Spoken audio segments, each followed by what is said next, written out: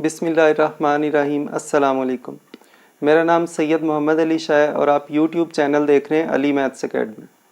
10th class के last lecture में हमने एक्सरसाइज 2.6 के फर्स्ट 2 क्वेश्चन सॉल्व कर लिए थे। आज हम क्वेश्चन नंबर 3 से स्टार्ट करेंगे। क्वेश्चन नंबर 3 के फर्स्ट पार्ट में हमें एक इक्वेशन गिवन है और इसके दो फैक्टर्स दिए हुए। फैक्टर्स मीन्स के इनसे अगर हम इस टर्म को डिवाइड करें तो एंड पे रिमाइंडर 0 आना चाहिए, डिवीजन कंप्लीट हो जानी चाहिए। और इन दो फैक्टर्स की हेल्प से हमें L और M की वैल्यूज़ जो हैं ये फाइंड आउट करना है। तो सबसे पहले हम क्या करेंगे कि इन दोनों फैक्टर्स को अलग अलग इक्वल टू 0 लिखेंगे और वहाँ से x की वैल्यूज़ निकालेंगे। x plus 3 is equal to 0, तो यहाँ से हमारे पास x की वैल्यू आ गई -3। उसके बाद जो दूसरा फैक्टर है x माइनस 2, इसको भी इक्वल टू 0 लिखेंगे और यहाँ से x की वैल्यू आ गई 2।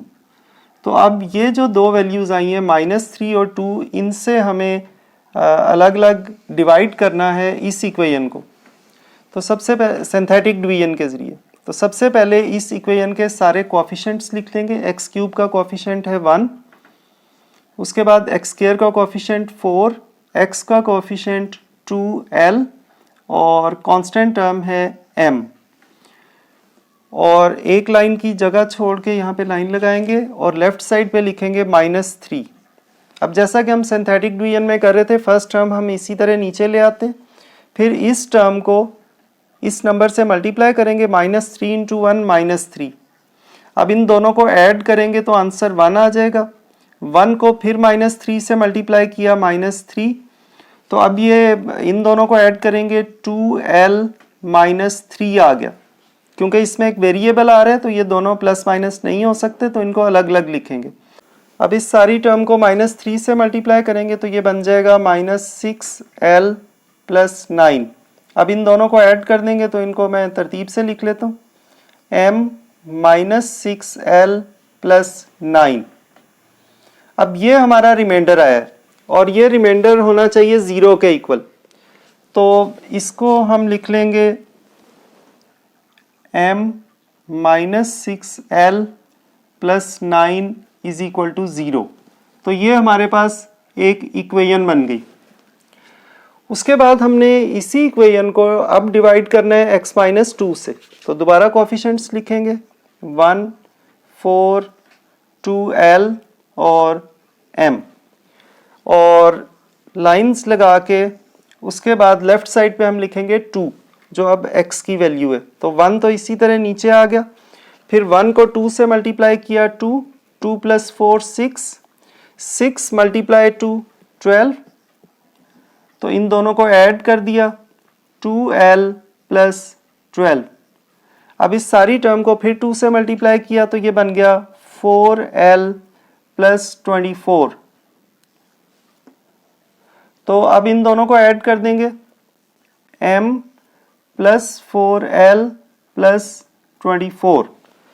तो ये जो हमारा दोबारा रिमाइंडर आया इसको भी लिख लेंगे, m + 4l + 24 is equal to 0। तो ये हमारे पास बन गई सेकंड इक्वेशन। अब हमने इन दोनों इक्वेशंस को सॉल्व करना है और यहाँ से m और l की वैल्यूज फाइंड आउट करना है। तो सबसे पहले देखें कि m जो है दोनों इक्वेशंस में इनके कोएफिशिएंट सेम है, यानी दोनों का कोएफिशिएंट 1 है। तो अगर हम इन इक्वेशंस को सब्ट्रैक्ट कर दें तो ये m कैंसिल हो सकते हैं। तो आप लिख लेंगे सब्ट्रैक्टिंग इक्वेशन 1 फ्रॉम 2 और इक्वेशन 2 फ्रॉम 1, दोनों तरह आप लिख सकते हैं। तो जो भी नीचे लिखी हुई इसके साइंस चेंज कर दें, क्योंकि सब्ट्रैक्शन में हम साइन चेंज करते हैं। तो ये दोनों कैंसिल हो गए, -6l -4l -10l और 24 में से 9 निकाले, 24 बड़ी टर्म है, इसका साइन आ गया माइनस, तो ये आ गया 15 इज इक्वल टू 0। अब हमें l फाइंड आउट करना है और इसके साथ नेगेटिव साइन आ रहा है, तो -10l को राइट पे ले जाते हैं, -15 इज इक्वल टू 10l। अब 10 इधर आके डिवाइड हो जाएगा, -15 / 10 इज इक्वल टू l। अब इन दोनों की कटिंग कर देंगे, 5 से हो रही है, तो l की वैल्यू हमारे पास आ गई -3/2। ये हमारा फर्स्ट आंसर आ गया। अब हमने निकालनी है m की वैल्यू। तो आप इक्वेशन 1 से भी निकाल सकते हैं, इक्वेशन 2 से भी निकाल सकते हैं, किसी भी इक्वेशन से। तो यहां आप लिख लेंगे पुटिंग द वैल्यू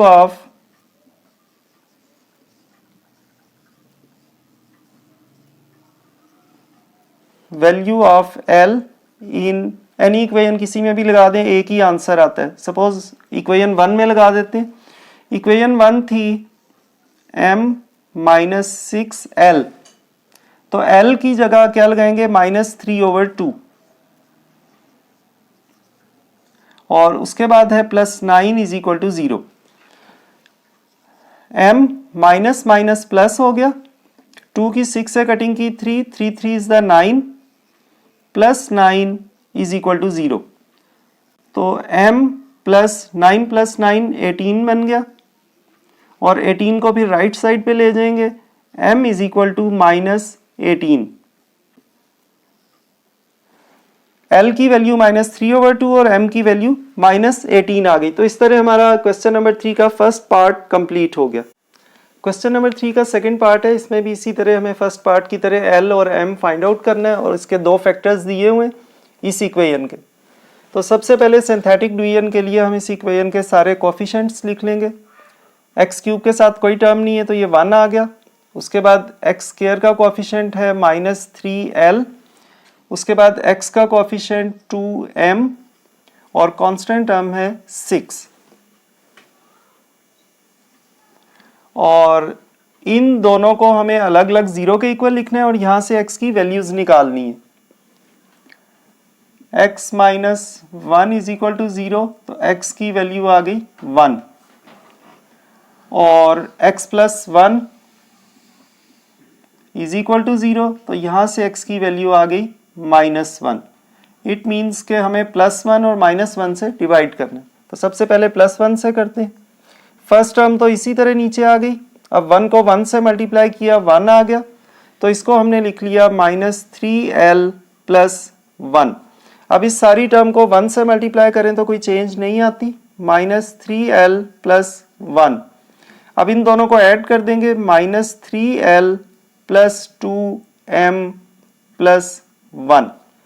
फिर इस सारी टर्म को फर्दर 1 से मल्टीप्लाई करेंगे, और यहां पे लिखेंगे -3L + 2m + 1। अब इन दोनों टर्म्स को ऐड करेंगे, -3L + 2m, और 6 + 1 7। तो ये हमारा पहला रिमाइंडर आ गया। इसको हम इक्वेशन की फॉर्म में लिख लेंगे, -3L + 2m + 7 is equal to 0। क्योंकि ये इसका फैक्टर था, तो जब फैक्टर से डिवाइड करें तो रिमाइंडर 0 आना चाहिए, इसलिए हमने इसको इक्वल टू 0 लिख दिया। तो ये हमारी इक्वेशन 1 बन गई। उसके बाद इस इक्वेशन के दोबारा कोफिशिएंट्स लिखेंगे, 1 -3L 2m एंड 6, और अब इसको डिवाइड करेंगे -1 से। ये जो हमारे पास दूसरी वैल्यू आई थी x की, तो 1 इसी तरह आ गया। फिर 1 को -1 से मल्टीप्लाई किया, -1, तो ये बन गया -3L - 1। तो इस सारी टर्म को माइनस से मल्टीप्लाई किया, सिर्फ दोनों के साइंस चेंज हो जाएंगे, 3L + 1। तो इन दोनों को ऐड कर देंगे,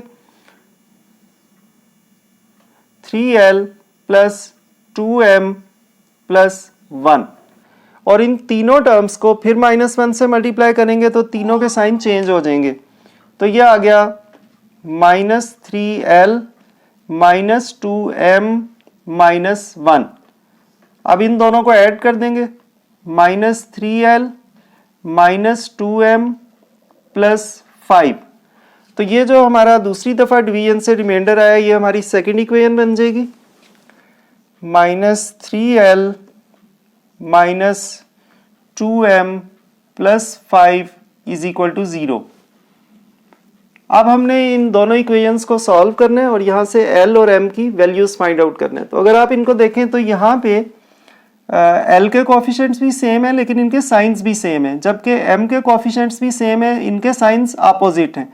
तो अगर हम इन इक्वेशंस को ऐड कर दें तो M कैंसिल हो जाएगा। तो इन दोनों को ऐड कर देंगे, एडिंग इक्वेशन 1 और 2, तो ये दोनों कैंसिल हो गए, -3l -6l और 7 + 5 12 is equal to 0।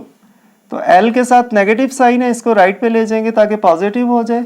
12 is equal to 6l। अब 6 इधर आके डिवाइड हो जाएगा, 12 divided by 6 is equal to l।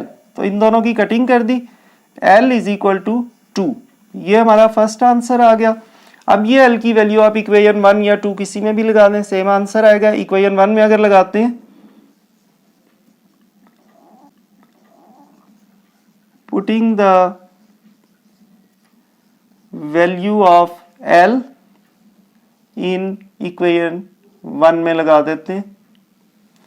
तो इक्वेशन 1 थी -3l, l की जगह आ गया 2 + 2m + 7 इज इक्वल टू 0। तो ये इक्वेशन 1 में हमने l की जगह उसकी वैल्यू 2 लगा दी। 3 2 = 6 + 2m + 7 इज इक्वल टू 0। अब 2m तो ऐसे ही रहेगा, 7 - 6 1 बन गया, बड़ी टर्म का साइन प्लस। अब 1 को राइट पे ले जाएंगे, 2m इज इक्वल टू -1 और 2 इधर आके डिवाइड हो जाएगा, m इज इक्वल टू -1/2।